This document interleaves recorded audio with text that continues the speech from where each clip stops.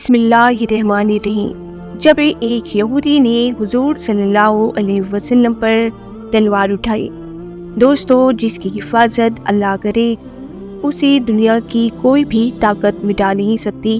جب تک ہمارے حضور صلی اللہ علیہ وسلم اس دنیا میں رہے تو کافروں نے بہت کوشش کی کہ کسی طرح آپ صلی اللہ علیہ وسلم کو شہید کر کے اسلام کا نام و نشان مٹا دیا جائے، لیکن ہمیشہ انہیں اس کوشش میں ناکامی ہی ملی۔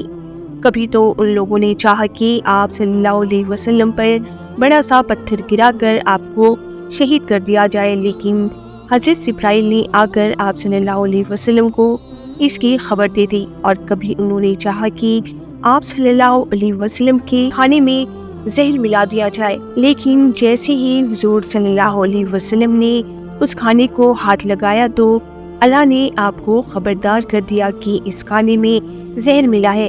اسی لیے کافر ساری زندگی کوشش کرنے کے باوجود بھی حضور صلی اللہ علیہ وسلم کو کوئی نقصان نہ پہنچا سکے، کیونکہ آپ صلی اللہ علیہ وسلم کی حفاظت اللہ تعالیٰ فرماتے تھے۔ دوستو ایسا ہی کچھ واقعہ سن 5 ہجری میں ہوا کہ جب ایک صحابی بازار میں کچھ سامان خریدنے گئے تو ایک نزدیک تاجر نے آ کر کہا کہ اے مسلمانوں، میں نے راستے میں دیکھا ہے کہ قبیلہ انصار کے لوگ تم پر حملہ کرنے کی تیاری کر رہے ہیں اور تم لوگ یہاں غافل بیٹھے ہو۔ تو یہ خبر جیسے ہی حضور صلی اللہ علیہ وسلم کو پہنچی تو آپ نے حکم جاری کیا کہ سبھی اپنے ہتھیار تیار کرو، ہم آج ہی قبیلہ انمار پر حملہ بولیں گے۔ تمام صحابہ اکرام تیار ہو کر قبیلہ انمار کی طرف نکلے۔ ان لوگوں کو جیسے ہی معلوم ہوا کہ ہماری سازش کی خبر مسلمانوں تک پہنچ گئی ہے اور وہ ہم پر چڑھائی کرنے آ رہے ہیں تو قبیلے کے لوگ گھبرا کر پہاڑوں پر چڑھ گئے۔ حضور صلی اللہ علیہ وسلم نے قبیلہ انمار کے پاس ہی کئی دنوں تک پڑاؤ ڈالا۔ آخر اس قبیلے والوں نے بغیر لڑے ہی اپنی ہار مان لی اور مسلمانوں کو فتح حاصل ہوئی۔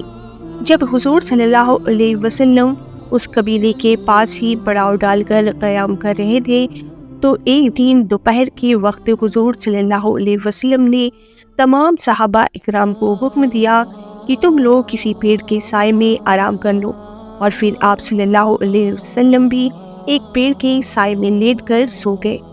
جب آپ صلی اللہ علیہ وسلم گہری نیند میں سو رہے تھے تو تبھی ایک دیہاتی کافر نے آ کر پیڑ سے حضور صلی اللہ علیہ وسلم کی تلوار اتاری اور اسے سوت کر حضور صلی اللہ علیہ وسلم کے سامنے جا کر کھڑا ہو گیا۔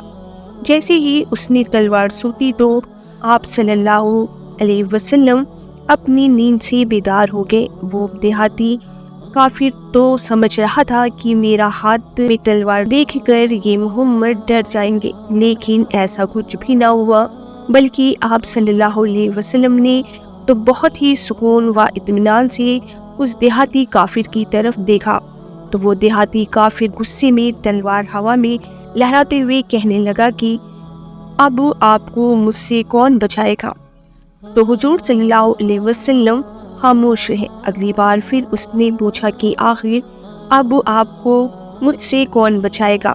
تب بھی حضور صلی اللہ علیہ وسلم خاموش رہے، اور جب اس نے تیسری بار پوچھا کہ آخر اب آپ کو کون بچائے گا تو آپ صلی اللہ علیہ وسلم نے جواب دیا کہ میرا اللہ میری حفاظت کرے گا۔ اللہ کا نام سنتے ہی اس دیہاتی کافر کا ہاتھ کانپنے لگا اور تلوار چھوٹ کر زمین پر گر گئی۔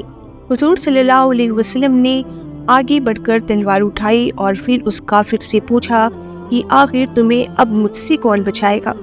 تو اس دیہاتی نے جواب دیا کہ مجھے پورا یقین ہے کہ آپ ایک نیک اور اچھی انسان ہیں، میں آپ سے وعدہ کرتا ہوں کہ اب میں آپ کے دشمنوں کا ساتھ کبھی نہیں دوں گا، بلکہ اپنی قوم کو بھی جا کر سمجھاؤں گا کہ وہ آپ سے جنگ نہ کریں۔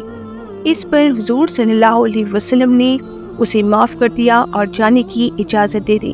کچھ صحابہ اکرام نے اس دیہاتی کو قتل کرنا چاہا، لیکن حضور صلی اللہ علیہ وسلم نے منع فرما دیا آخر جب وہ دیہاتی اپنی قوم میں پہنچا تو کہنے لگا کہ میں اس وقت ایک ایسے انسان سے مل کر آ رہا ہوں کہ جو ساری زمین پر سب سے بہتر ہے۔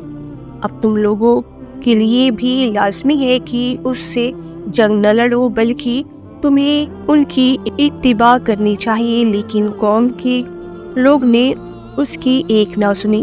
اسی طرح ہجرت کے موقع پر بھی ابو جہل نے پورا پلان بنا لیا تھا کہ حضور صلی اللہ علیہ وسلم کو ہر حال میں آج ہی کی رات شہید کرنا ہے، لیکن وہ ناکام رہا۔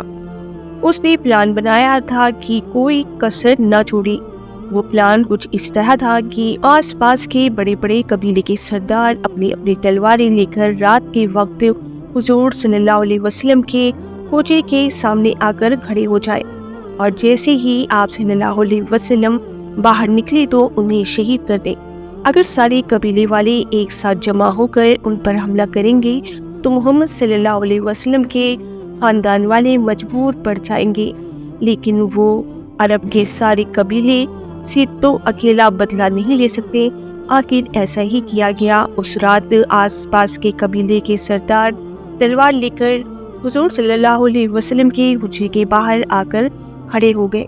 حضور صلی اللہ علیہ وسلم حجرے کے اندر تھے کہ کسی میں اتنی ہمت نہیں تھی کہ وہ اندر جا کر آپ صلی اللہ علیہ وسلم کا مقابلہ کرتا، لیکن اللہ تعالیٰ نے آپ صلی اللہ علیہ وسلم کی ان کافروں سے حفاظت فرمائی، اور رات کے وقت جب حضور صلی اللہ علیہ وسلم اپنے حجرے سے باہر نکلے تو دیکھا کہ سبھی کافر تلوار لیے کھڑے ہیں۔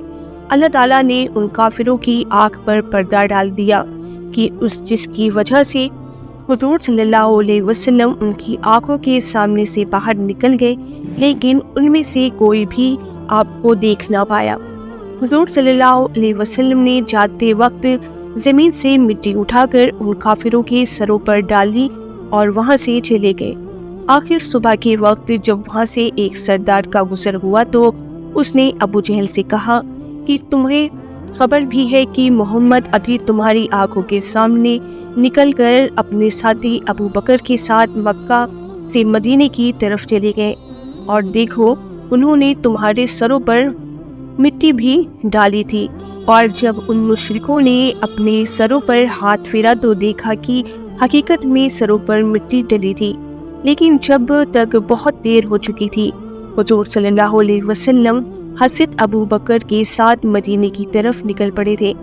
کافروں نے آپ صلی اللہ علیہ وسلم کا بہت پیچھا کیا، لیکن اللہ نے قدم قدم پر آپ کی حفاظت فرمائی۔ دوستو، آج بھی آپ دیکھ سکتے ہیں کہ ساری دنیا اسلام کی دشمن ہے، اور یہ آج کی کوئی نئی بات نہیں ہے، لیکن اللہ کا وعدہ ہے کہ ہم قیامت تک مسلمانوں کی اسی طرح حفاظت کرتے رہیں گے۔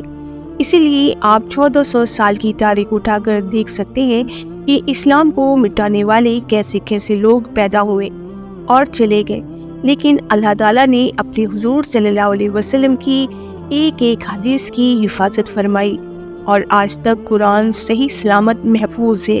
7ویں صدی میں تتاری مغل لوگوں نے آ کر مسلمانوں کو اتنا زیادہ قتل کیا کہ لگتا تھا کہ اب ساری دنیا سے اسلام کا نام و نشان مٹ جائے گا، لیکن اللہ نے مسلمانوں کی حفاظت فرمائی اور خدا مغل لوگوں کو ہی اسلام کی توفیق دے دی۔ دوستوں، امید کرتی ہوں کہ ویڈیو آپ کو ضرور پسند آئی ہوگی۔ اگر ویڈیو پسند آئی ہو تو ویڈیو کو لائک کر لیں اور چینل کو ضرور سبسکرائب کر لیں۔ اللہ حافظ۔